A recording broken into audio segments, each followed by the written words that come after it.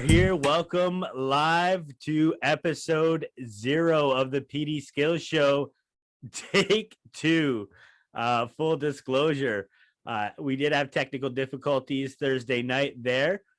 Warhed warned me in advance, and I didn't listen to him. And that being said, without further ado, our guest for episode 0, owner, promoter, and combatant of No Ring North, and in my humble opinion, Ontario hardcore icon, not trying to get booked, Warhed.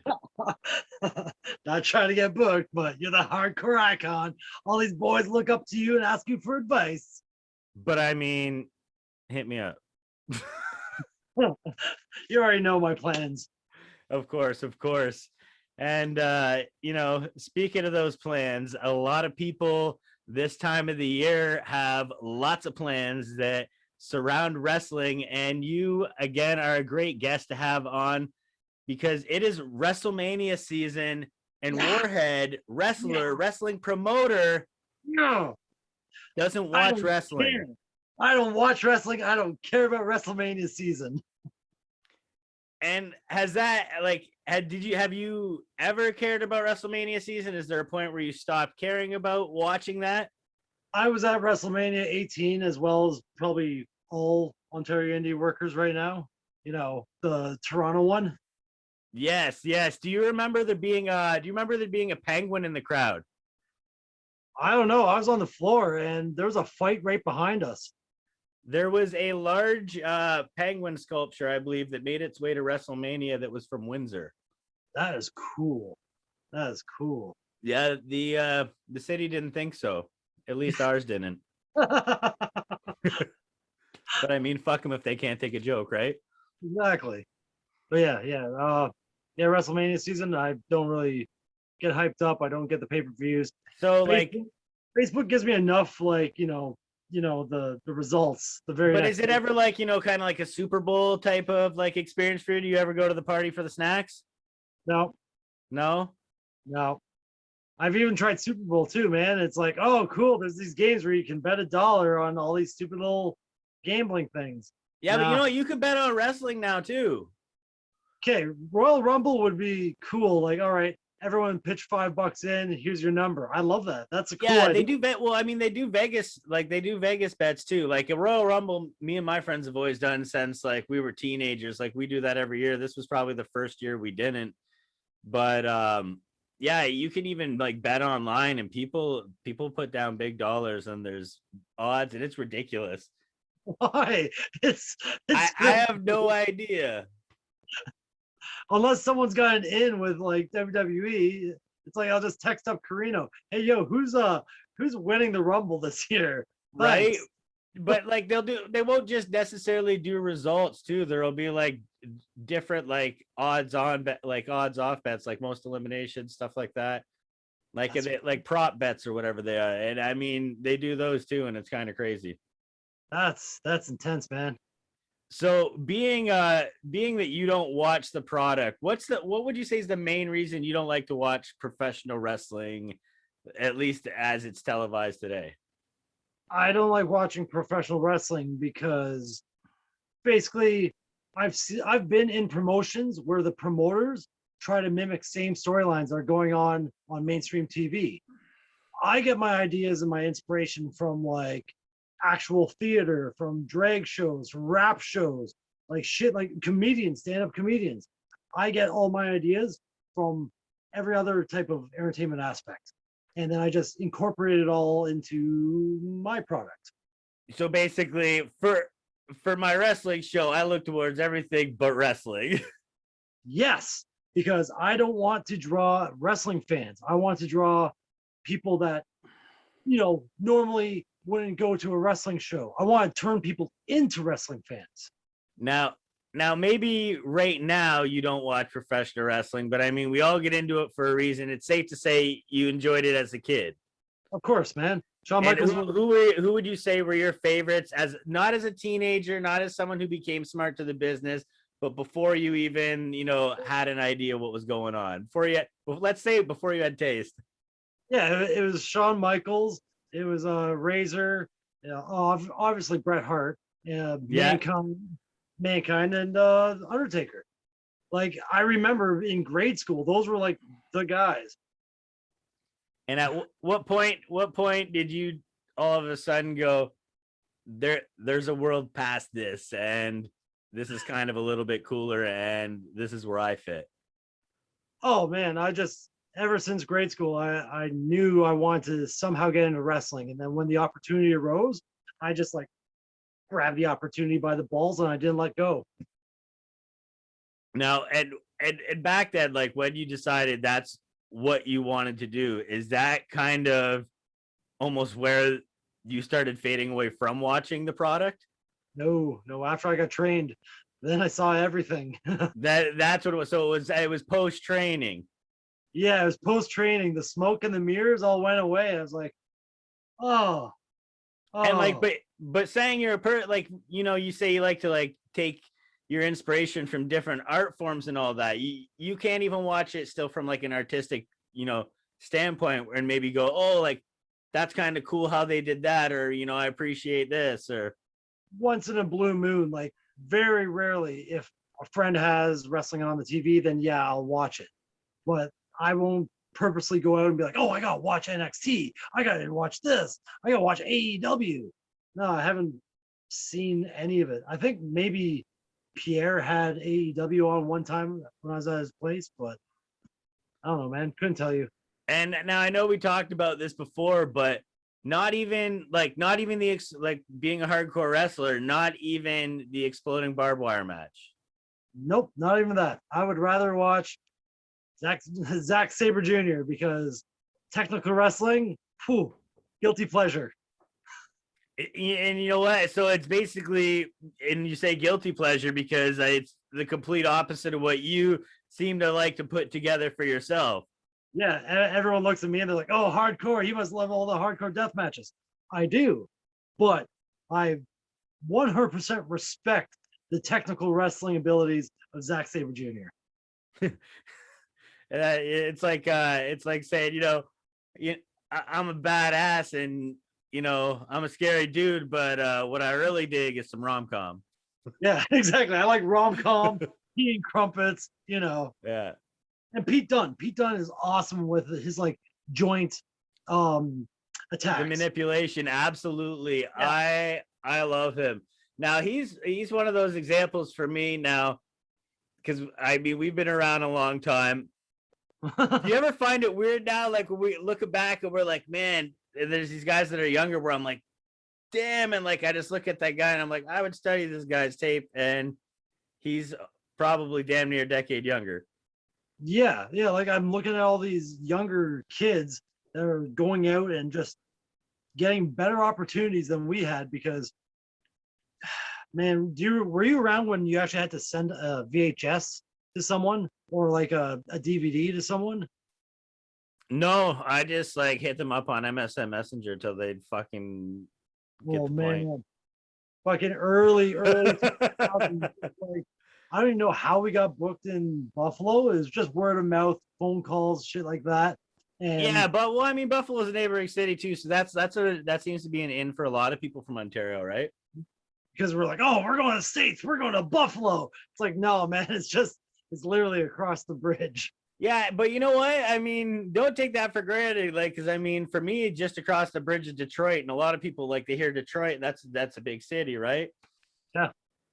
But I mean, it's the same thing geographically as far as you know being traveled. Like I went to a lot of XICW shows over in the States, and there was a lot of guys who I talked to in Ontario. They thought that was the coolest shit ever, but they'll go down and play their Buffalo stuff, and I'm like, you know, it's really the same thing to me. Yeah, because it's just the neighboring city. Yeah, and I mean, Buffalo's at least in the right state to be a wrestling territory. I mean, Michigan's hot, a lot of awesome talent, but I mean, it's never like back in the day the territory was Michigan. You know, they had the Midwest, right? It wasn't just Michigan. Yeah. Now, what like if anything, what would it take to get you back into watching like mainstream professional wrestling? Fuck, I don't know, man. What was my answer on the first time we filmed this? I don't know. I don't know. I, You know why? Because the microphone quality was crap. I like comedy. I like things that aren't your typical wrestling. So I don't know, man. Attack Pro as the only thing I've seen in the last 15 years is basically Attack Pro and a little bit of progress. So basically, some of those elements and what they do is what you'd need to see. Yeah, like if you've ever seen their video game show, it's hilarious.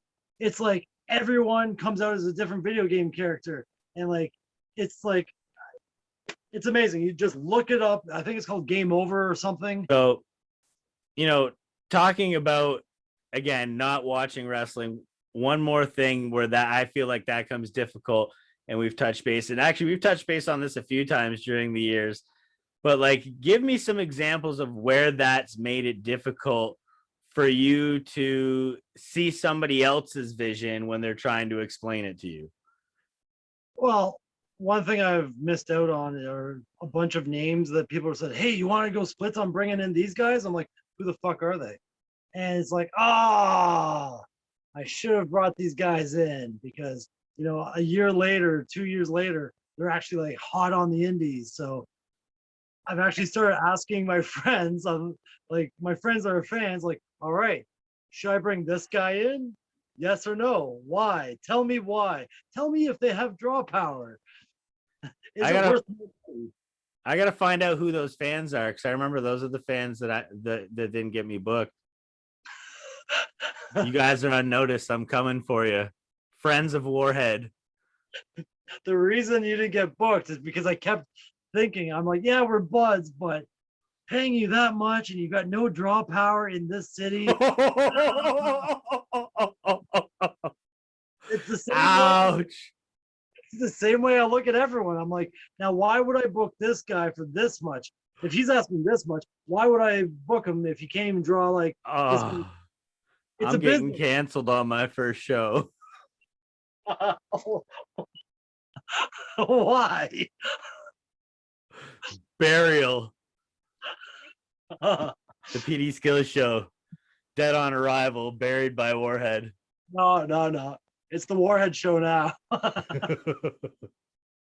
Speaking of things, I don't get booked for. What's next for No Ring North? Got a lot of ideas.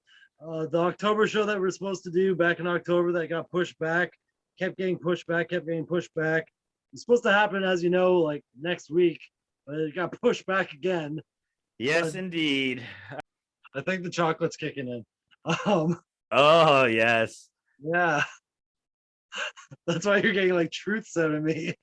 Oh no, truth chocolate. But yeah, no Ring North. Yeah, I'm waiting to do that, like the next event, the October event that I have planned. Everyone still gets their booking. I'm not changing it.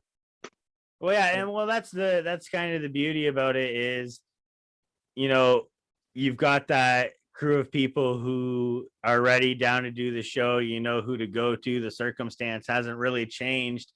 We're in an era where it's not like, oh no, man, because like I got this coming up and this coming up. Like, no, man, it's Saturday. You ain't got no job. You ain't got shit to do. With No Ring North, obviously it's a much different product than it was originally intended. I know you had some venues booked beforehand, correct? Yeah, we had 4 events booked, like London, Hamilton, Kitchener, and Toronto. And 3 out of the 4 venues have all closed. And by closed, do you mean they're just closed now or closed permanently? Done. They just closed up shop because they couldn't stay sustained or whatever it is. Like they didn't get the buyout because they didn't meet the right things. That's unfortunate. I was making all these contacts too. I luckily still have a guy that has an in with some venue guys. Yeah. So we're working on some ideas, but so far I've got 2 locations that I can definitely run No Ring North filming's on. So when things go back to normal, is the goal for No Ring North to go back into that bar style? Yes, yes, because right now I want to create a portfolio and create content and create a following for the new brand. So people are like, holy shit, can't wait till things open up. I want to come do this. Because as you know, you've been there, it's fucking fun. Oh Like, yeah, absolutely. We have a blast. yeah, if it's fun for us, it's gonna be fun for everyone there watching as well. Because we are the ones watching. Yeah, I mean, absolutely. We get to be our own best friends and own worst enemies out there, and it's a different kind of product. It's a candid look at us out there having a good time and beating the shit out of each other. Yep. And chirping each Now, that bar style, the way the shows were originally booked, what made you first want to do that? Oh, well, everyone knows that Casanova Valentine is like the godfather of no ring death matches. And I wanted to do something similar like that a long time ago, but I knew I would have got shit on because of Ontario Indie back in the day. If you tried to do anything different, they would shit on you. And Oh, like, I mean, absolutely. We came up in the same era. If it wasn't, wrist lock, after wrist lock and drop downs and, tackle drop down, leapfrog, drop kick, arm drag, powder. yeah, I mean, and if you weren't doing all that, they're like, oh, you gotta slow it down. You're doing too much. You're doing too much. Oh, your DVD, your fish was not a DVD. Pfft, you can't be on the show. Half our guys do the DVD. Let's do it. Yeah. Fuck. And I mean, and I mean, I get it because a wrestling show's got to have some flow to it. But how many times do you got to hear you can't do too much in the opening match, or you're doing too much for where you are on the card? Yep. Well, I mean, that's not necessarily my fault if I'm told to do a certain type of match and I'm asked to go a certain direction. Like, that's less my fault. Yeah. In PWA, I was always put on right before intermission so they could clean up the ring after my match. But then they noticed that a lot of the fans would leave after intermission because they saw the match they wanted to see. Yeah, I absolutely. got pain. I was Hey, man, for like a year. I know how you feel. I only went to one Death Proof show and I main evented, so I mean, I get it. Yeah. All right, so the future of No Ring North, new cast, all that. Yeah, so the last Death Proof show, January 1st, 2020, was basically me doing like a casting couch for No Ring North. I'm trying out these new faces and shit. Yeah. Like, all right, cool, hard body, this. Cool, all right. And then No Ring North I already had No Ring North in my mind during that show. I knew I was going to do it. Mm-hmm. Sucks that we all got fucked in March. Well, yeah, I mean, terrible timing, obviously, for a new product launch. A similar product you were a big part of for years, PWA. I mean, they made that switch to 365, and I mean, that's far from the amount of days anybody was able to wrestle this year. I know, it's like 365. Oh shit! But right.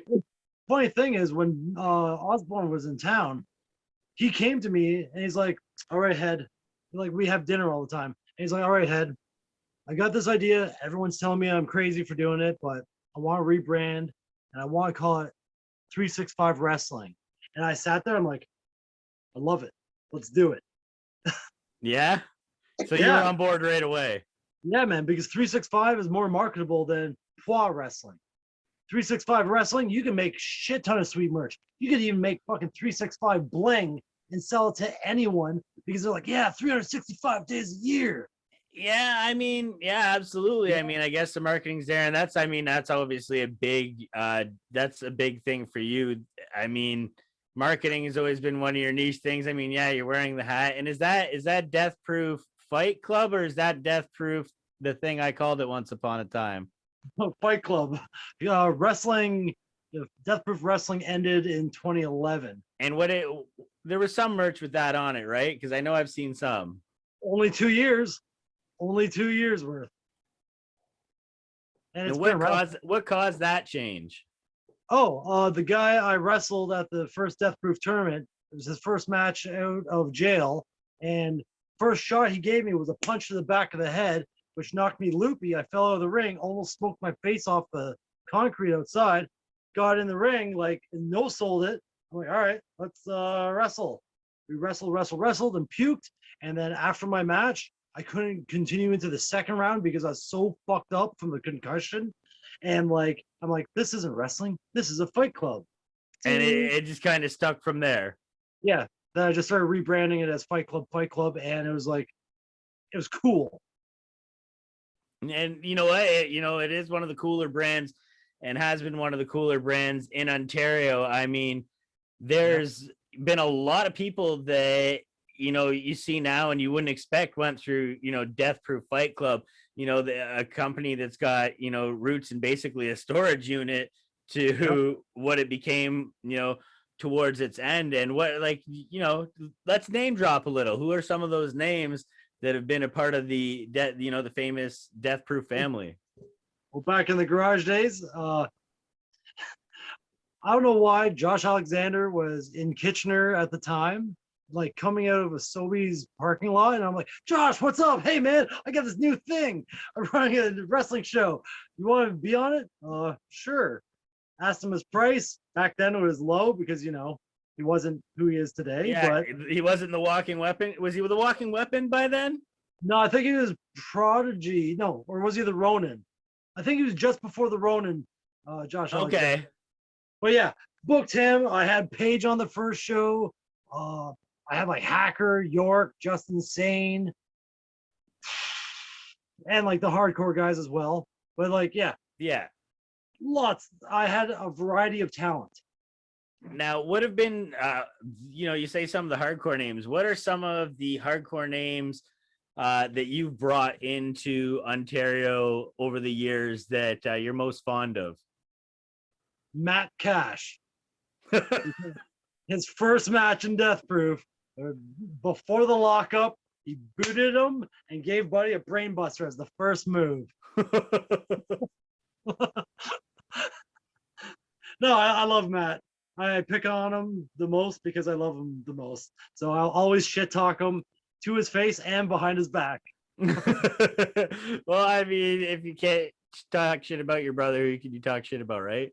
Exactly. Now, the garage days were like great times. It was, the foundation.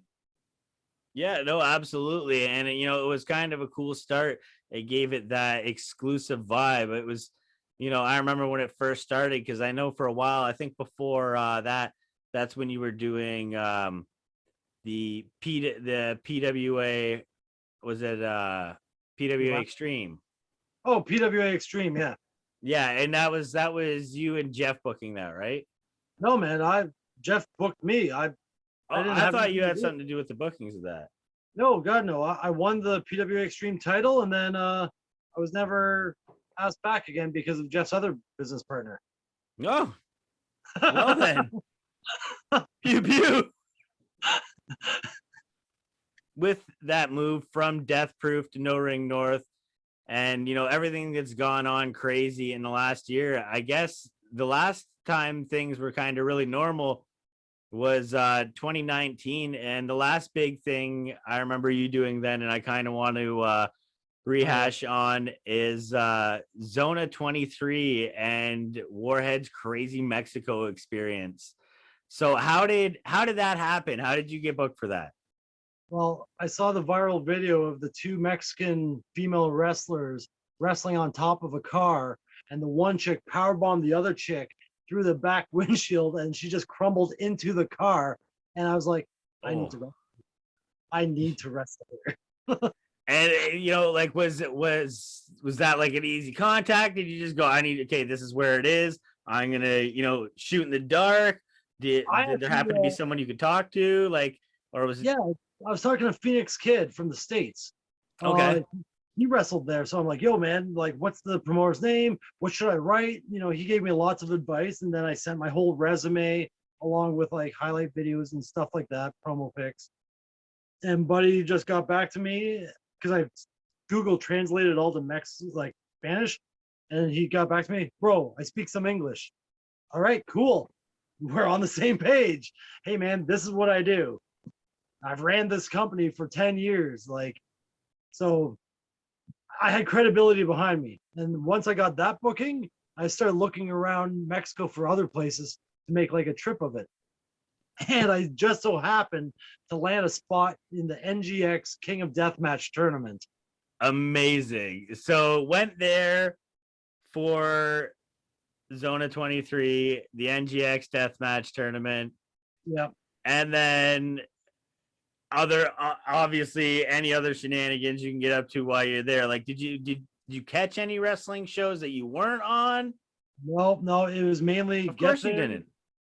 Dude, I had no time. I was always on a plane and in a hotel. Like it was like fly there, sleep, wake up, meet Hardbody for the first time, And have some fun. That's some an what? Now that's an interesting one because Hardbody's he's like I said, he's a guy that until I watched you on Zona 23, I had no idea who he was, let alone that he was from here in Ontario. And now like I can't get enough of this dude. Like, yeah. And you guys seem to hit it off like immediately. Tell me how that relationship got started. In wrestling, a lot of people bond over a pile of cocaine on a table. You know, while in Mexico, you know, you gotta try it. Hey, why not? And like, it was funny, man. We ran out, and then he's like, "Oh yeah, we'll go get some. It'll only take us 45 minutes. We'll be back at the 45 minutes, down to a science." Yeah. Well, I mean, you were telling me he was living in Mexico, right? Yeah, he was living in Mexico. And like, where else has he lived? I think Philadelphia or Pennsylvania or whatever. Philadelphia, Pennsylvania. So Pennsylvania, he's lived different places. He's like 21, 22, and he's already wrestled internationally. There you go. If the government's listening out there, you got him. Now you know everywhere. Yeah. Give him a cavity search. Where have you been? When NGX was fun, man. I thoroughly enjoyed it. The promoter was awesome and like put me up in hotels, got me flights. And when the promoter, or not the promoter, the assistant guy came up to me and was like, "Oh yeah, your match has ladders, a ladder match." I'm like, "All right, cool. We're using ladders as weapons." Yeah. Okay. This is some day one stuff. Yes, absolutely. I'll take that. It wasn't ladders. What he said, because I'm not good, I wasn't good with Spanish back then, was lamperas. Which is light tubes. And when I got to the ring, there's broken light tube glass in the ring as well as light tubes everywhere. I'm like, oh, that changes all the spots. So you get into the ring and it looks like the party's already like halfway started, broken glass everywhere. Yeah, they didn't even clean up the ring after the last match. I'm like, all right, I can handle this. Oh, it was fun though, man. Great time. The guys I was traveling with, Cyclope and Miedo Extreme, they took care of me. Even out there in the ring, they took care of me. It was great, man.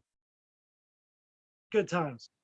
And you know, obviously it'd be great to go back there. I mean, if it's such a great experience. So are there any talks of that? Have you been in talks to go back?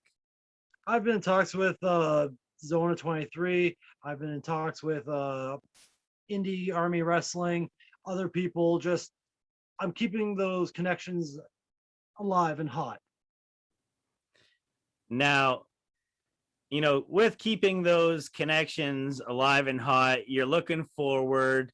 You know, you've got plans coming up in the future, looking to get in there and tango. Now, I know that you were in a little bit of rough shape. I mean, we've all been in rough shape over the years, but you had a while, like, I mean, where you told me you thought it was done. You know, I can barely bump anymore. Yeah. Has there been a change to that, or are you just pushing hard? That was the end of 2019. Going into 2020, I could barely bump, and it was scary because my spine was all fucked up. But over the last like 5 months, I've been seeing a chiropractor, and I've been having days without pain, and that feels weird to me. Like absolutely no pain. I'm like, usually something hurts, like a knee, a hip, a neck, a back, something. But And of course, the first thing we think of going out to do when we get those pain-free moments is like, all right, let's throw go me mess into a myself up car. some more. Yeah, Car just came out of the shop. Let's go Baja. exactly. Fuck, man, I can't wait for the next No Ring North. It's gonna be so much fun. Neither can I. But I mean, we're living life lockdown to lockdown. Now, during said lockdown, I mean, to keep busy, have you picked up any cool skills? You know, maybe any cool like new shows you're watching, guilty pleasures? I binge watched all of Supernatural. It was fucking amazing, well written. I binge watched all of Agents of Shield again. There's some low spots, but of course, when you're going through seasons, they're not all going to be perfect. Skills, well, skills. Yes. Yeah. I went to school, learned how to weld. I'm a millwright. I make sweet things out of metal now, which obviously I'm going to make some cool shit for No Ring North. Yeah, I mean, Cool it'll be violence. funny. No Ring North presented you by one of the only wrestlers that can probably now hand weld a ring. Yeah. At least that, you know what though? I think that kind of gives it like this sense of credibility where it's like, listen, if anybody could have a ring, it's me. I could build one, but I'm can build- choosing not to. I'm So saving money. fuck you, snobs. I'm saving money so I can pay the guys, you know, as soon as they walk into the door or into the yard, the ranch, wherever we wrestle. And I mean, hopefully soon a bar. Yeah. But yeah, I mean, so welding, obviously, that's a great skill to pick up. The only thing I've picked up over the course, I mean, I've watched a few shows. I completely rewatched the Marvel Universe just recently, like all the MCU, and I took up lock picking. Oh, that's cool.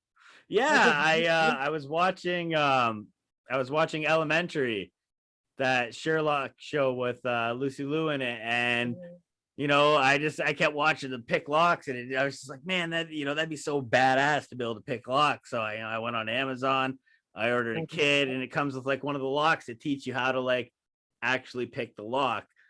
And you know, you get the hang of it. And you know, just this weekend I was sitting around bored, and I'm like, I'm gonna go to the store, grab a couple locks.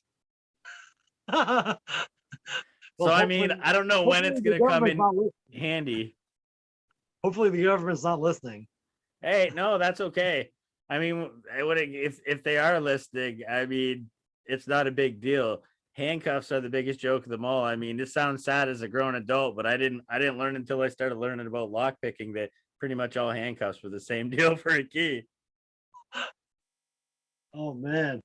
No, that's a sweet skill though. That's interesting because a lot of people just, got into the hobby of alcohol and eating. Yeah, but I mean, I can literally now, like coming out of the pandemic, but everybody's like, oh, like, did you train? Did you train? I'll be like, I mean, like, if I get like tied up in a last man standing match, I can pick that lock, bitch. Booked. Yeah. How's that for a wrist lock? I get out of any lock. Go on, put the master lock on me. Oh, that'd be, you know what? That I shouldn't even talk about ideas like that out loud. People will do that, pull a pick out of their freaking tights mid-match to pick the lock.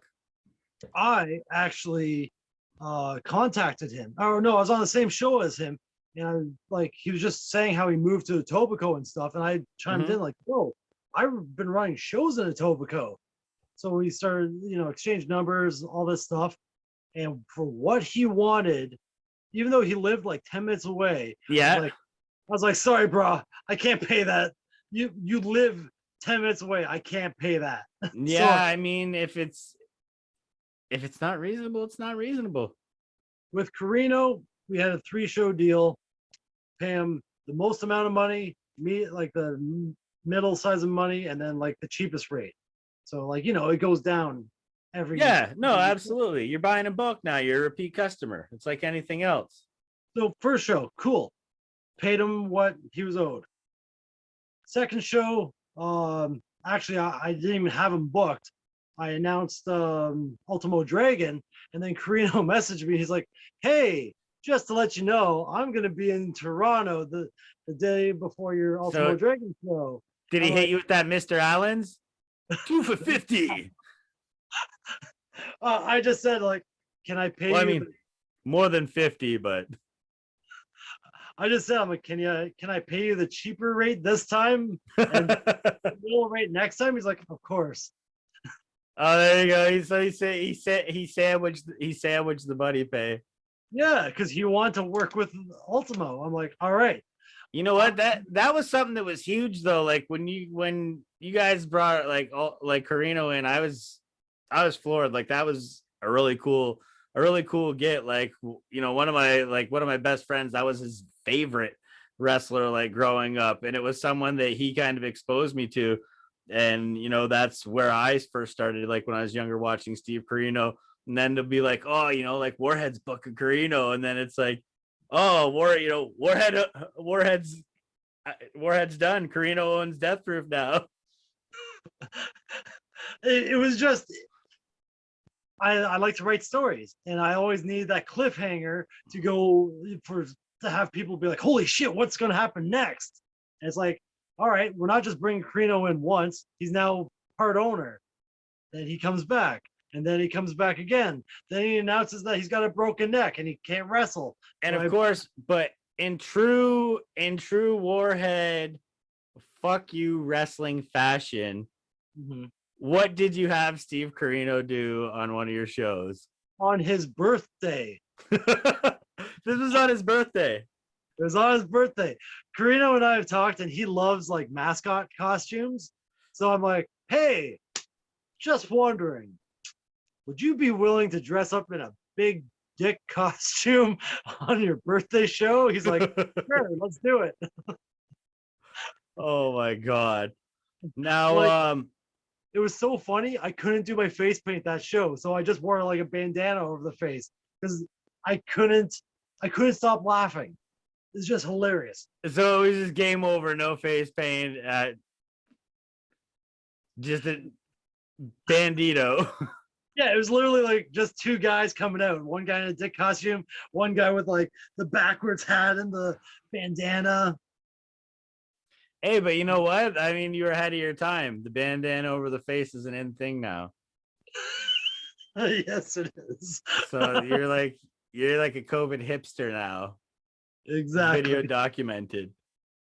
Now, you mentioned Carino, as the name you brought in.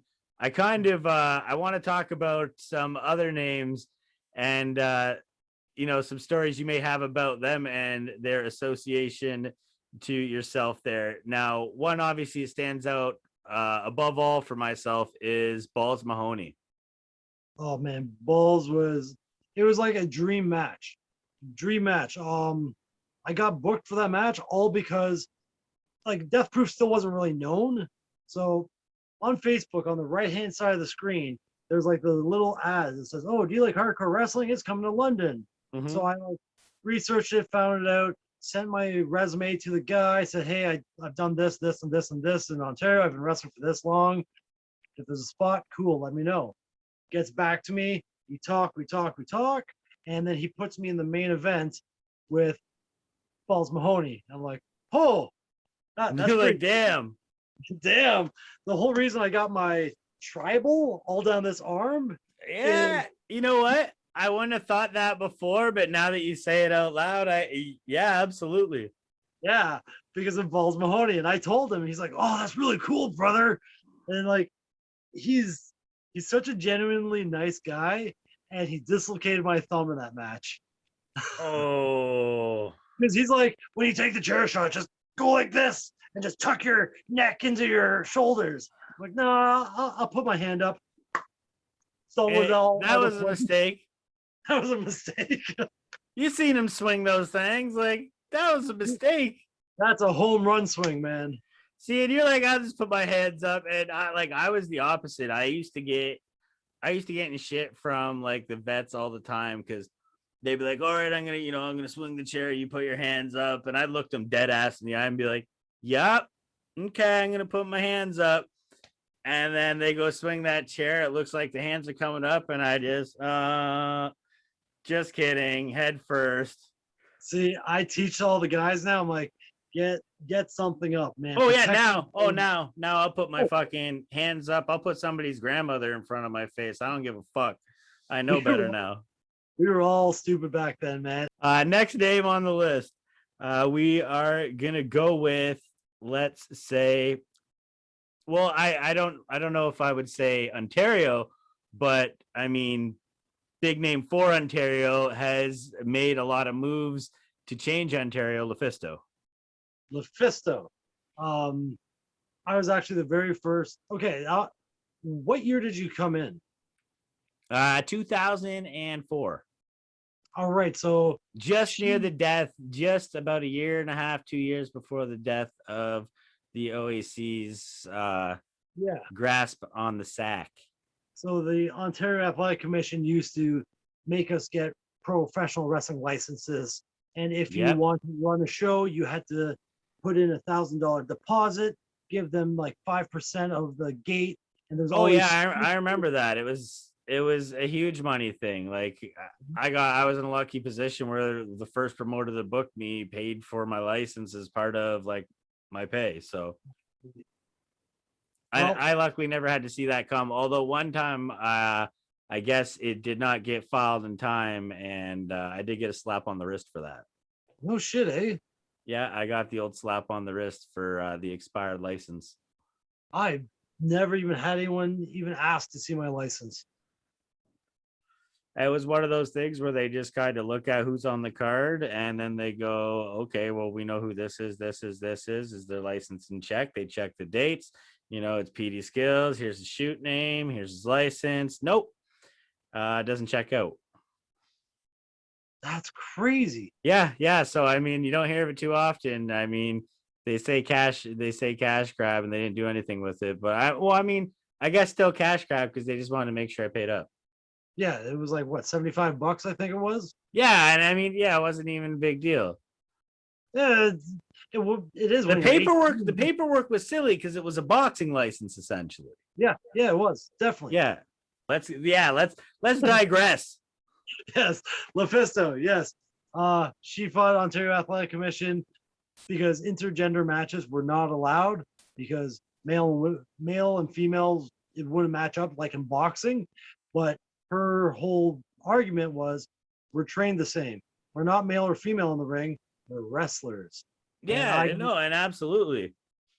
And I got to be the very first person to wrestle the first legal intergender match. It was Warhed versus Lufisto.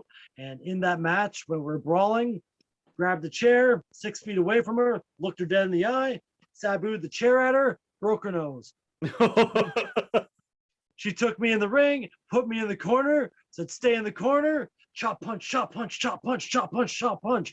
And my face was like green and yellow for the next like 3 days because she just like, so she basically just absolutely lights you up after the broken nose. Mashed potato in my face there, man. And here's the weird thing. Like, I was actually thinking about this earlier today. I must have came off like such a fucking creep when I idolized, Bloody Lucy. Yeah. Precious Lucy, whatever. Yeah. After the match, we were changing and I already got changed. And I was just sitting there right beside her, talking to her. And she's like in her bra and underwear. And I'm like, I'm looking at her as like an idol figure, not as like a. Yeah, no.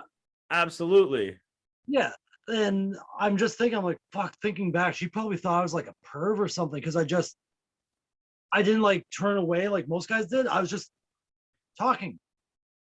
Yeah, no, it's and I get what you mean. It's not like you get caught in that moment. It's I was looking at you like candy. It's like I was looking at you like a national treasure, like a landmark. Like a fucking in the utmost respect. No, I mean, and absolutely, like that's something absolutely understandable. And if it was anybody else, if it was a male wrestler or anything like that, it'd be it'd just be chalked up as, starstruck or, being a mark or whatever. Yeah. Yeah, it was just sweet. It was sweet. We became friends. I've booked her before. We had a great match. We just planned like little stuff, and then everything else is all organic. She was wrestling on the horror show of Hardcore Road Trip 2. The one where everyone got fucked. Yeah, yeah, I've heard of it. She gave me a cannonball off the ring to the floor. I caught her fucking big ass in front of my face. We went back, and her ass, my face, concrete, busted me open. Puddle of blood starts pouring out. I'm dazed, have no idea what I'm doing. She's like, "You want to finish it?" I'm like, I don't know, maybe. Rolls me in the ring. 1, 2, I kick out. She's like, "All Guess right, not." She's like, "You're good to go." I don't know. Pigs and Necro Butcher. Necro Butcher just says, "Stay down. I'm putting the boots to you." Boof, boof, boof, boof. He grabs my arm. He's like, "You ready to go in the spot?" Yep. Boof, boof, boof. I do the spot like I wasn't even dazed. Oh man. It's just cool that they took care of me for like a minute and a half while I gathered got my marbles back. Yeah, LaFisto, lover, awesome. And then you mentioned Necro Butcher in there too. So that's another guy you've got some experience with, and one guy that I've always loved watching, like especially like watching him throw his punches. Actually, him and LaFisto, I mean, they're one of my favorite two to watch sitting in the chairs. Yeah. Oh, playing the patty cake. Poof, poof. I love it. Just terrible. Just working with Necro, I learned a lot. Like I learned so much because again, he's a guy that doesn't want to plan a bunch. He just wants to plan, here's the opening, here's some big move for you, big turnaround here, and this is how we're taking it home. The first match we had against each other, we were basically just we're testing each other. And we're looking through all the weapons for the fans bring the weapons. Yeah. There's a dildo, and he's like, "Don't hit me with that." I'm like, "Oh, I won't." What's the first thing I do? Bell rings. I run at him with the dildo in my hand. He just straight shoe punches me in the mouth. Which later on, like, you gonna fucking learn today. I said no dildo. Which later on, like for the next 3 months, my tooth hurt because he cracked my molar and I had to get the tooth pulled. Oh, fuck.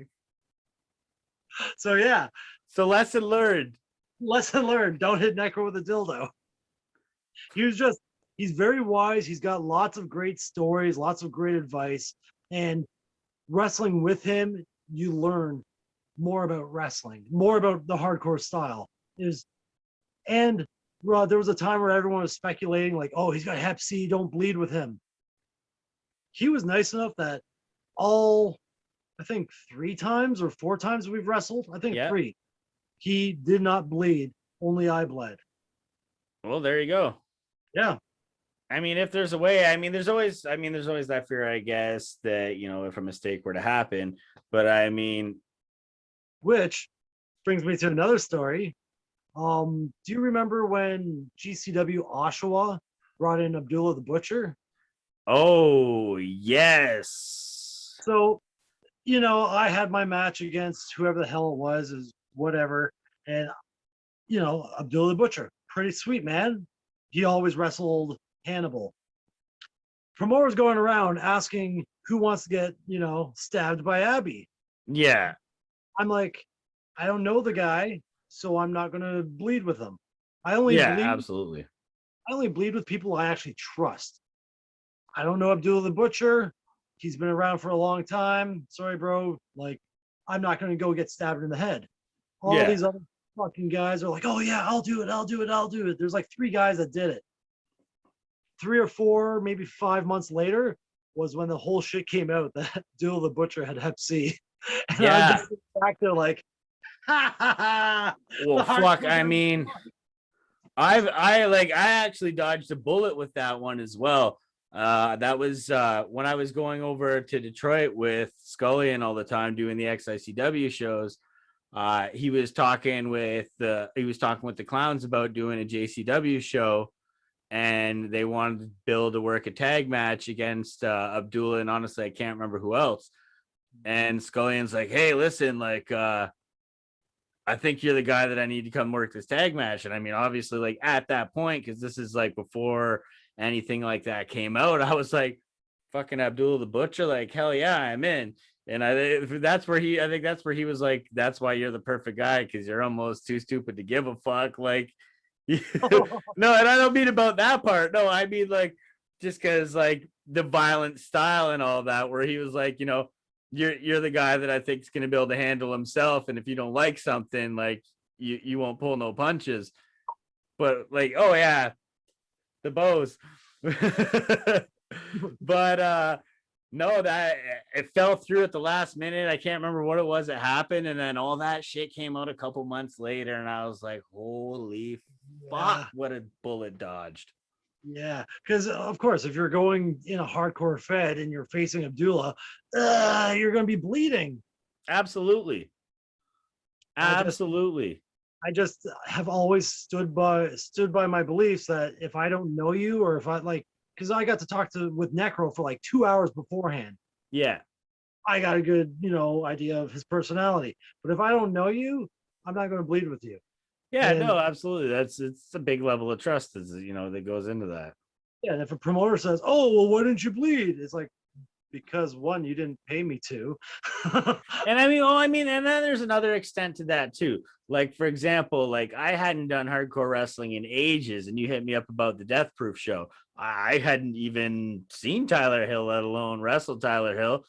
You were like, hey, this is who you're working with. I watch a couple tapes, but I mean, there's also that point where it's like, if you're tight with the promoter, I feel like there's an exception to that rule, because there's that trust there where like I know you wouldn't put me in, like you watch that match back and we're headbutting each other with nothing but a barbed wire bat in between us, or sorry, crutch. But I mean, that trust has got to be there. But obviously sometimes it's that trust in the worker, but then if it's the promoter too, I find that fucking barbed wire crutch headbutt spot is what I did to Shawnee Mo like fucking 5-6 years ago. And then Shawnee Mo took it. Yep. And now Tyler took it. Take it. It's like, come on, guys, especially the crutch. I just had a bunch of crutches laying around from fans bringing them for like fans bringing weapons matches. I'm like, oh, I'm just gonna rap with crutch this show. But now that's his thing. I know. That's his crutch. And and like Shiny Mo and Cash wearing the red, black, and white camo, like I was doing that for years. You know what though? Like I'll be honest, like, because I know that like that was your look going on, and then it was like my kids adopted my look. Oh, you said kids. I was gonna say it's almost like you young boy though. But no, but that was something that I noticed that it started popping off was the red camo trend, and then you like kind of faded out of it. But I kind of thought it was sweet, to be honest, because it was like this is a gang, like, yep, no Tyler Hills allowed. You wear red camo, you can't sit with us. Yeah, you can wear your fucking jeans and a beater. Yeah, but yeah, it's something I always like kind of thought was cool, because like honestly, like with the White Trash Circus, that was a Death Proof original. That was, that was something that was birthed there, but Death Proof was a tight-knit group, so like they know it's a brotherhood, and it was kind of like this red camo brotherhood that were to me, Warhead's an extended member of the White Trash Circus. Yeah, I filled in.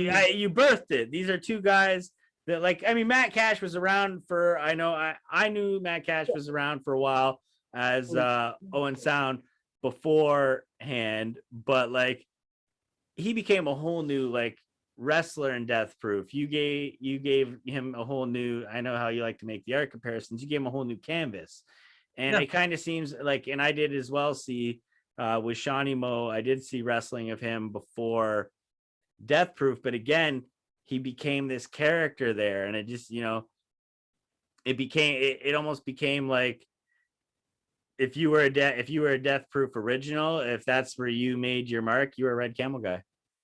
Well, I wouldn't say Shimo was original because Death Proof was around for like 4 or Oh 5 years. no, but I mean where that character really gave birth, like Yeah. the way Shawnee Mo evolved in Death Proof, like he's always been the same. You can tell, you watch throughout, you see it in that face, you saw it in that smile. He's always been that same person, but it's just like once he hit Death Proof, it was like boom. Death He's Proof home. is where it all exactly, that's where it all came together for him. And that's what that's when I say original, because like there's wrestlers that have went from like back in the day WCW to WWE, ECW, all that, but like when I think is an original, like Stone Cold Steve Austin, I'd call that a WWE, like WWF original. He's like, even though he was in WCW and ECW, still Absolutely. WWF made him. Yeah, he's a WWF guy. Yep. Tell me about Too Cold Scorpio. Making bonus content. So Hardcore Road Trip 2, one Hardcore Road Trip 1, big ECW reunion show, and somehow Warhed gets booked along with like his Death Proof friends. The locker room was huge. It was like up on a stage. So I'm in one corner and Too Cold's over like 20 feet away. And I'm like just looking around because whatever, you're done your match. I'm looking around I'm like, why the fuck does Too Cold, like he's just wearing a towel? I'm like, why does he have a beer bottle between his legs? That would be cold on his. Oh, that's what that was. Oh man, absolutely brutal. I think I told this on the 365 podcast, but it's funnier on video. Oh, So I mean, the only 3 penises in wrestling I've seen by mistake was Too Cold, Jimmy Jacobs behind Unit 13, because like I'm out there having a smoke. He comes out, he's like, oh man, I'm just gonna take a piss. But he's pissing against the wall, and I'm just smoking. A car starts turning down the back alleyway where he's facing. And So he just does the quick. Yeah, he turns over to me. I'm like, oh fuck. Oh man. Too Cold, Jimmy Jacobs, and franchise Shane Douglas. Shane Douglas, it was after a show. We're all just sitting around, whatever. I'm coming back towards the locker room. I see that he's talking to the whole crew. I'm like, all right, this is cool. He's giving a talk. Walk in, he's shirt cocking it. All he has on is a shirt. His fucking dick is just hanging just below the shirt. And like, you do the quick take, and I see everyone's trying their hardest to maintain eye contact. Oh yeah, absolutely. So I walk around, I sit down with my back to Shane Douglas, and I'm looking at Saber. I'm like, how big is it? Does he shave? Look at it. And he's just like staring Douglas in the eyes, and he's like, fuck you. Oh man, for fuck's sakes. What's coming up for Warhed next? You got any plans coming down the pipe? Yeah, actually. I think I'm booked for these like filmings for MCW. I know I've been talking to Lucha Jordan. We might be doing something too. He wants to do like a Lucha proof filming. I'm like, all right, So like a no fan filming. Yeah. Okay. For like this app that he's been talking to. I'm like, all right, I'm down. And he's like, I want you to do like a death match, but no glass. I'm like, easy. Just tell me what you want. I can do it. Absolutely. Give me no glass. Yeah, I can do anything, man. I'm the guy that I can make anything a weapon. When Viking and I were fighting out on like King Street in front of the venue, a plastic bag was blowing down the street, grabbed it, put it over his head. Like, it's all improv weaponry. Just use what's around you. I've pulled out a bag of cocaine in Lucha, and like, sharing is caring. Here, how about we all just do blow and like, forget about the match. Poof, hits the bag in my face. White dust everywhere. You know who marked out for that spot? Who? Teddy Hart. He was standing by the bar. And he's of like, course he did. He's like, dude, that was good. I really enjoyed that. And for the people listening to the audio only version, there was air quotes around bag of blow. Yeah. It was just, bag of There's no blood. such thing as cocaine use in wrestling. No, no, no, no. Not in the ring. Oh yeah. So He you've got some actual indoor wrestling on tap yep. coming up. Now, with those shows coming up, even though there is a lack of, in fan purchase, will we be seeing some new infamous Warhed merch anytime soon? No, no, I've already said my last shirt was the King of Pain Seozawa design shirt from Japan. And that's going to be the last Warhead shirt because I'm coming up to 20 years come this August. Soon I might pack it in, we Sounds familiar. Ontario's Terry Funk. Always retiring, but And then I always went to the chiropractor and I said, one more t-shirt. one more t-shirt. I'll make like No Ring North shirts and like shirts from my other guys, but I've already had like 15, 20 Warhead shirts, man. I don't even Yeah, but own none of them have been bad. I Love Head was probably the best shirts I ever saw. Oh yeah, absolutely. That's a classic. That's a hard one to beat, and it's like you've said before, it's not a wrestling shirt. No, it's just and those are the best kind. Exactly. But so there's free advice from Warhed. No, don't give away my marketing advice. I did a whole seminar on that shit. All right, then that's the only free tip they get today. But no, I definitely appreciate you not only doing this with me once, but doing this with me twice despite my listening problems. So I mean, much appreciated again. So for those of you listening, obviously make sure you follow Warhed everywhere you could follow Warhed, and he is everywhere. Warhead, No Ring North, Death Proof, all under the same banner. OnlyFans coming soon. I actually signed up for OnlyFans to see if I could sell the No Ring North footage on there, but you can only be solo acts on there. You can only be solo acts. Yeah.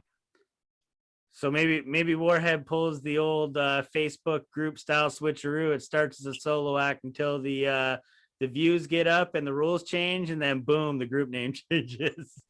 Hardbody needs more marketing skills, so I'll let him get the OnlyFans thing going. So it's the No Ring North OnlyFans is going to be Hardbody. Yep. All Hardbody all day.